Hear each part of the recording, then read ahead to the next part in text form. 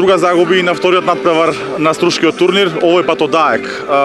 На што се должи високиот пораз според тебе?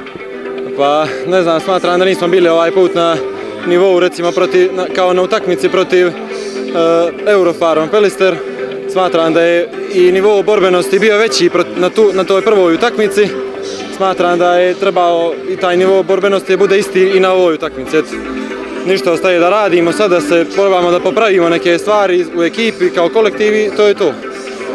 После настапите во Црна Гора и во Босна и Херцеговина, еве си во Македонија, како се случи трансферот во екипата на Струга?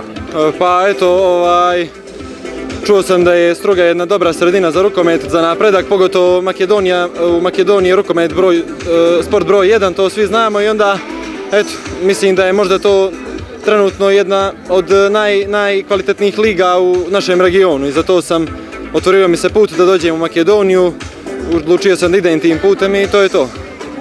Прв пат претпоставувам дека играш на отворено на ваков турнир, како ти се допаѓа организацијата,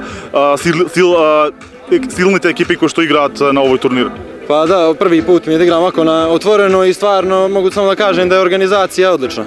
I da možda je to zbog toga što je 50. jubilarni ili ne znam, ali prateći neke bivše turnire prošle, lani i tako dalje, vidio sam da je organizacija isto bila na nivou i da je to stvarno super i kako dobre ekipe dolaze i kakva je konkurencija u stvari na turniru, to je stvarno odlično.